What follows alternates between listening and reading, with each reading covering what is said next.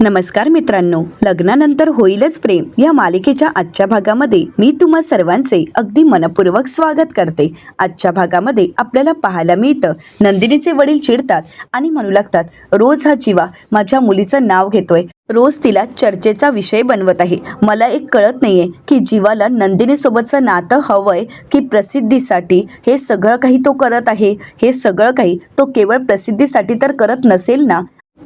एखाद्याला मिळवण्याचा हा मार्ग कसा असू शकतो? त्याचा हा मार्ग पूर्णपणे चुकीचा आहे आणि तो मला अजिबातच आवडलेला नाही। तर शारदाताई म्हणतात, जर तुम्ही सगळे रस्ते बंद केले तर समोरची व्यक्ती तरी काय करणार? त्याला हा मार्ग निवडायला तुम्हीच भाग पाडलाय ना।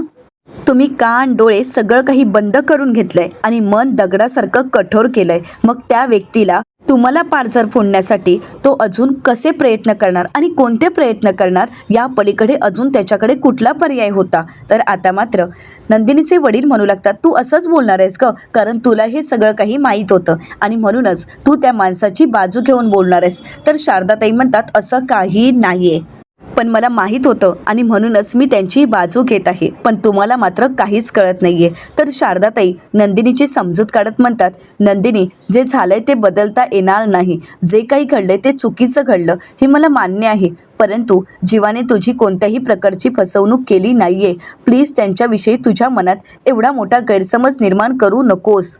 नंदिनी, मी तुला एकच सांगेन, आहे त्या परिस्थितीचा आणि तुझ्या नवऱ्याचा स्वीकार कर। अगं, जगात अशा कितीतरी बायका असतात की ज्यांचे नवरे त्यांच्यासोबत नीट वागत असतात, परंतु दुसरीकडे मात्र त्यांचे दुसरे प्रताप चालू असतात।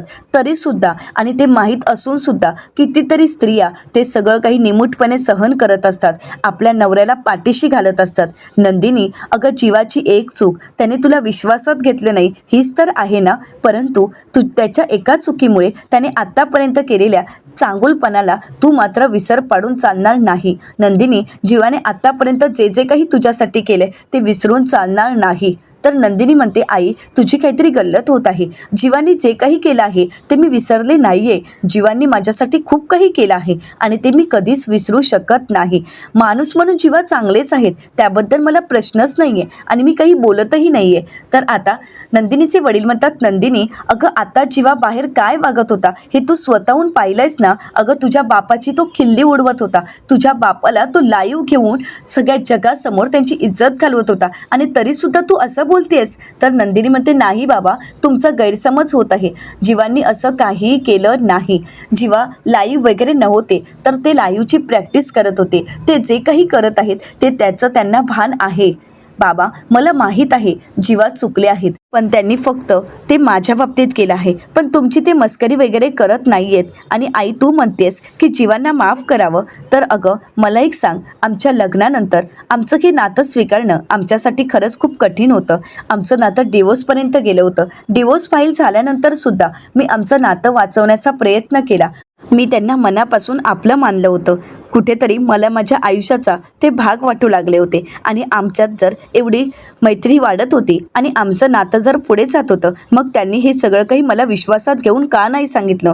का नाही सत्य परिस्थितीची मला जाणीव करून दिली? मला त्यांनी आतापर्यंत केलेल्या कुठल्याच गोष्टीचा राग नाही आला, परंतु त्यांनी माझा विश्वासघात केला। ही गोष्ट माझ्या मनाला लागली आहे, माझ्या जिवारी लागली आहे, कारण मी विश्वासघात नाही सहन करू शकत। जीवांनी माझा विश्वासघात केला आहे।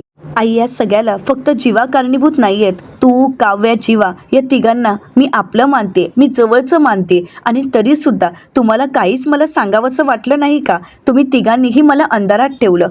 मला कायम वाटत होतं की माझी माणसं माझ्यापासून काहीही लपवणार नाहीत, कारण ती माझी माणसं आहेत, परंतु एवढी मोठी गोष्ट तुम्ही माझ्यापासून लपवलीत आणि आता तुम्ही असं म्हणताय की हे सगळं काही मी विसरून जावं आणि नात्याचा स्वीकार करावा। आई, अगं, मी म्हणजे स्विचबोर्डवरचं बटन आहे का? म्हणजे स्विच ऑन केल्यानंतर 16 डिसेंबरचा दिवस आठवायचा आणि स्विच ऑफ केल्यानंतर 16 डिसेंबरचा दिवस विसरून जायचा? आई, तुम्ही अशी अपेक्षा कशी करू शकता माझ्याकडून? दरवेळी चांगल्या माणसांनी आणि समजूतदार माणसांनी समजून घ्यायचं का असतं, सांग ना। आतापर्यंत जीवांनी माझ्यासाठी जे काही केले ते सगळं काही माझ्या लक्षात आहे। जीवांचा चांगुलपणा माझ्या लक्षात आहे आणि म्हणूनच त्यांच्यापासून तुटायला मला वेळ लागतोय, त्यांच्यापासून दूर जायला मला वेळ लागतोय, पण होईल, हळूहळू ते पण होईल। हळूहळू त्यांच्यापासून मी सुद्धा दूर जाईन। खरं तर एकाच धाग्याने बांधलेले नात्यांचे फूल हवेत जास्त काळ टिकत नाहीत आणि माझं नातं हे जास्त काळ टिकणार नाही. तर आता शारदाताई नंदिनीला म्हणतात, नंदिनी ठीक आहे, तुझा जर हाच निर्णय असेल तर जा बाहेर आणि जीवांना सांग की आत्ताच्या आत्ता रिक्षा घेऊन तुम्ही इथून कायमचं निघून जायचं. तर नंदिनी शारदाताईंना म्हणते, मी त्यांना यायलाही सांगितलं नाही, मग मी आता त्यांना जायलाही सांगणार नाही. तर शारदाताई नंदिनीला म्हणतात, म्हणजे जीवाच्या येण्याने किंवा जाण्याने तुला काहीच फरक पडत नाहीये? तर नंदिनी शारदाताईंच्या प्रश्नाचं उत्तर देत म्हणते, नाही फरक पडत आहे. तर शारदाताई म्हणतात, हो का? जर तुला फरकच पडत नाहीये तर मग काल रात्री त्यांच्यासाठी वरण भात बनवून तू माझ्याकडे का दिला होतास? मला का सांगितलं की ते उपाशी आहेत, त्यांच्यासाठी वरण भात घेऊन जा, आणि ते रिक्षात त्यांना धड झोपता येत नाही आणि म्हणून तू सुद्धा घरात अवघडल्यासारखी सोप्यावर का झोपली होतीस? असं म्हणत नंदिनीला आता शारदाताई प्रश्न विचारू लागतात. परंतु नंदिनी मात्र शांतच होते, कारण शारदाताईंच्या कुठल्याही प्रश्नाचं उत्तर नंदिनीकडे नसतं. शारदाताई नंदिनीला म्हणतात, दे उत्तर. नंदिनी मात्र शांत उभी असते. शारदाताई म्हणतात, नंदिनी अगं तुझ्याकडे या प्रश्नाचं उत्तर नाहीये, कारण तू प्रेमात पडलीस. नंदिनी अगं जर तू पूर्वीची नंदिनी असतेस ना तर हे सगळं काही सोडून दिलं असतं, यातून बाहेर पडली असतीस. परंतु तू यात अडकून आहेस कारण तुझं जीवांवर प्रेम आहे आणि या नात्यातून बाहेर नाही पडू शकत. जा आणि आरशात बघ स्वतःला, म्हणजे तुला कळेल की तुझं जीवांवर किती प्रेम आहे. नंदिनी एक गोष्ट लक्षात ठेव, माणसाचे ज्याप्रमाणे अपराध लपून राहत नसतात तसं प्रेमही लपून राहत नसतं आणि त्या प्रेमासाठी त्या व्यक्तीला हा मार्ग निवडावा लागतो. मग कोणी कितीही अडवण्याचा प्रयत्न केला तरी प्रेम करणारी व्यक्ती ही मार्ग शोधतेच. असं म्हणत आता शारदाताई नंदिनीच्या वडिलांनाही प्रत्युत्तर देतात आणि नंदिनीला म्हणतात, एक गोष्ट लक्षात ठेव नंदिनी, जीवानी 21 दिवसाचं व्रत केलं आहे आणि मला खात्री आहे 21 दिवसात जीवा तुला नक्कीच जिंकतील. असं म्हणत शारदाताई तिथून निघून जातात. आता मात्र नंदिनीला काहीच कळत नसतं. नंदिनी आता आईच्या बोलण्याचा विचार करू लागते. आता शारदाताईंनी सांगितल्याप्रमाणे नंदिनी आरशासमोर येऊन बसते आणि त्यावेळी मात्र तिला इथे जीवासोबत घालवलेले प्रत्येक क्षण डोळ्यासमोर असतात. जीवासोबत घालवलेले प्रत्येक क्षण तिला आठवू लागतात. जीवासोबत बाईकवर बसणं, तर जीवाचं नंदिनीच्या कुशीत येऊन रडणं, मायेनेच तिच्या केसात गजरा माळणं, तर एकत्र जाऊन पाणीपुरीचा आस्वाद घेणं आणि त्यानंतर दोघांनी एकत्र मिळून चहा एन्जॉय करणं आणि जीवासारखा भूर असा आवाज करत चहा पिणं, हे सगळं काही नंदिनीला आठवत असतं. आणि हे सगळं काही आठवत नंदिनीच्या चेहऱ्यावर एक स्माईल असते आणि त्याचवेळी बाल्कनीतून आता जीवा शिट्टी वाजवतो. नंदिनी भानावर येते आणि पाहते तर तिथे जीवा आलेला असतो. आता जीवाला पाहून नंदिनीला धक्काच बसतो. तर जीवा इशाऱ्यानेच विचारतो, मला आतमध्ये यायचं आहे का? तू मला आतमध्ये घ्यायला बोलतेस का? तर आता मात्र नंदिनी जीवाकडे पाहते आणि म्हणते, तुम्ही हे काय करताय? तुम्ही इथे अहो तुम्ही काय करताय? तुमचं काय चाललंय? मला काहीच कळत नाहीये. जीवा म्हणतो, काहीच नाही, तू आता मलाच आठवत होतीस ना, म्हणून म्हटलं की तुला जाऊन भेटावं. तर नंदिनी जीवाला म्हणते, नाही, मी तुमची आठवण वगैरे काढली नाही, मी तुम्हाला आठवत नव्हते. जीवा म्हणतो, हो का? मग खा आपल्या पाणीपुरीची शपथ. आता मात्र नंदिनी शांतच होते. तर जीवा पुढे नंदिनीला म्हणतो की ठेव त्या ऑचवर हात आणि सांग की मी खरंच तुमची आठवण काढत नव्हते. बोल ना नंदिनी, बोल की आता तू या पसरेवलीची आठवण काढली नाहीस. आता मात्र नंदिनी शांत होते. तर जीवा तिला पुढे म्हणतो, आपला आरसा, आपली ती पाणीपुरी, आपली ती बाईक राईड, आपली चहा, आपली कविता, आपले एकत्र घालवलेले ते प्रत्येक क्षण, आपला वडापाव, आपले 100चे 5 गजरे, आपल्या जीवा नंदिनीचे युनिवर्स, हे सगळं काही आठव आणि मला सांग की तू या पसारेवाल्याची आठवण काढलीच नाहीस. असं म्हणत जीवा आता नंदिनीच्या कानाजवळ जाऊन हे सगळं काही बोलत असतो. नंदिनीला ते प्रत्येक क्षण आठवत असतात. तर आता जीवा नंदिनीच्या कानात जाऊन बोलत म्हणतो, सांग नंदिनी, ह्या सगळ्यांची शपथ घेऊन सांग की तू आत्ता या पसारेवाल्याची आठवण काढली नाहीस म्हणून. आता जीवाच्या या बोलण्याने शेवटी नंदिनीचे डोळे पाणावतात आणि नंदिनी सत्य कबूल करत म्हणते, हो हो, आता मी तुम्हालाच आठवत होते आणि फक्त आत्ता नाही तर 16 डिसेंबर नंतर सुद्धा प्रत्येक दिवस मी तुम्हालाच आठवत होते. नंदिनी जीवाला म्हणते, हो, कारण मी तुम्हाला विसरले नाही. 17, 18, 19, 20, 21, 22, 23, 24, 25, 26, 27, 28, 29, 30, 31, न्यू इयर 1, 2, 3, 4, 5, 6, 7, 8 आणि आजची तारीख आहे 10.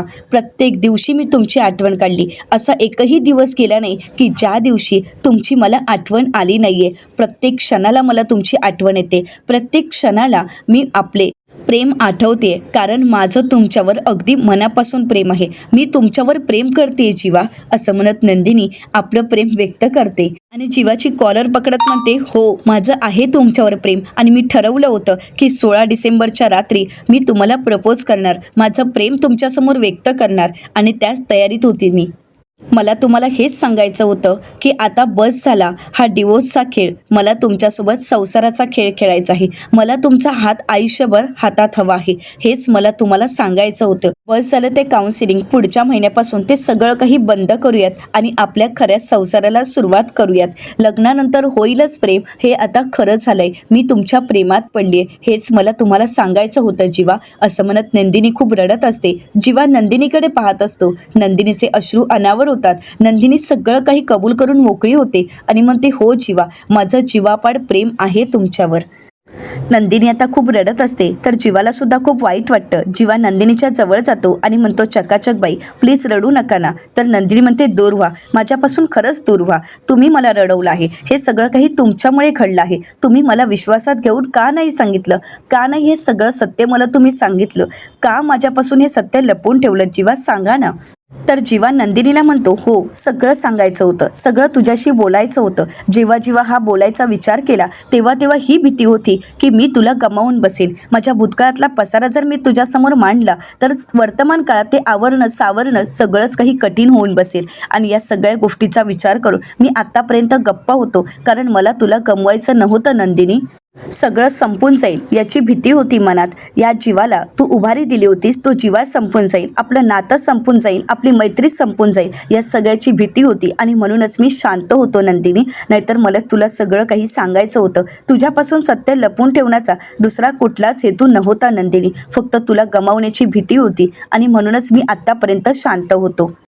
तर नंदिनी जीवाला म्हणते, परंतु मला न सांगून नक्की काय घडलंय आणि बाकी काय उरलीये सांगा ना. शून्यच ना. तर जीवा नंदिनीला म्हणतो, जरी शून्य बाकी असला तरी सुद्धा आपण एकत्र आलो तर या शून्याची किंमत नक्कीच वाढू शकते ना. सांगा ना नंदिनी. नंदिनी, ठीक आहे ना, सगळं काही विसरून करूयात ना गोड आठवणींचा गुणाकार आणि आपल्या नवीन नात्याची सुरुवात. वाईट गोष्टी वजा करून टाकूयात आणि आपण ठरवलं तर नात्यांचं समीकरण आपण नक्कीच बांधू शकतो. नवीन नात्याची सुरुवातही करू शकतो. नंदिनी, आपली लग्नगाठ ही वेगळी झालीच नाहीये, ती फक्त सैल झाली आहे. तिला आता विश्वासाच्या धाग्याने घट्ट बांधूयात ना. हो ना नंदिनी. नंदिनी म्हणते, नाही मला तुमच्याशी बोलायचंच नाहीये, तुम्ही हे सगळं काही मुद्दामहून करताय ना. जीवा म्हणतो, अगं नाही ग, मी हे सगळं काही मुद्दामहून का करेन. आता नंदिनी जीवाला थोडं मस्करीत मारू लागते आणि म्हणते, खोटं खोटं, तुम्ही माझ्याशी खोटं बोलताय, तुम्ही माझी मस्करी करताय हो ना, असं म्हणत आता नंदिनी ही जीवाला त्रास देत असते. आता जीवा हे सगळं काही प्रेमासाठी सहनही करत असतो. आता जीवा नाटक करत म्हणतो, आई ग मला लागलं आहे. नंदिनी म्हणते, खरंच लागलं, सॉरी या, असं नंदिनी कान पकडत बोलते. जीवा म्हणतो, हो ना खरंच दुखते. जीवा म्हणतो, इथे दुखते, असं म्हणत तो खांद्यावर हात दाखवतो. हळूहळू मानेपर्यंत येतो आणि हळूच हात ठेवत गालापर्यंत येत म्हणतो, इथे दुखते. आता नंदिनी म्हणते, तुम्ही पुन्हा माझी मस्करी करताय ना, असं म्हणत नंदिनी पुन्हा एकदा जीवाला मारते. तर जीवा म्हणतो, नाही ग नंदिनी. आता नंदिनी बाजूला निघून जाते. तर नकळतच जीवा नंदिनीच्या मागून जाऊन तिला मिठी मारतो आणि म्हणतो, नंदिनी अगं तुझी मस्करी नाही केली, तुझी फिरकी नाही घेतली तर काय केलंय यार. अगं तूच तर माझ्या जीवनाचा भाग आहेस. नंदिनी, आता सगळं काही सोड ना, पुन्हा आपल्या घरी जाऊयात ना. आपली खोली आपली वाट बघते, आपला पसारा आपली वाट बघतोय आणि सगळ्यात महत्त्वाचं म्हणजे आपली पेट्रोल भरून ठेवलेली बाईक, ती आता म्हणते काहीतरी तुफानी होऊन जाऊ देत. असं म्हणत आता जीवन नंदिनीला मनवत असतो. आपल्या कविता, आपल्या एकमेकांसोबतच्या असणाऱ्या आठवणी, जीवन नंदिनीचं जग आपल्याला खुणावतंय नंदिनी. तर नंदिनी जीवाला म्हणते, अजिबातच नाही. जीवा म्हणतो, प्रेमात एक चूक तर माफ असते ना नंदिनी. नंदिनी म्हणते, अजिबातच नाही. तर जीवा नंदिनीला म्हणतो, आपली ती रिक्षा मीटर वाढत चाललंय ग नंदिनी आणि आपल्या संसाराची गाडी धुळकात पडली आहे ग, चल ना. असं म्हणत जीवा एवढी लाडीगोडी लावत असतो आणि नंदिनीला मनवत असतो अगदी लहान मुलाप्रमाणे. नंदिनी मात्र जीवावर रुसलेली असते. तर जीवा म्हणतो, आपल्यातले सगळे गैरसमज दूर करूयात आणि आपल्या नवीन नात्याची सुरुवात करूयात.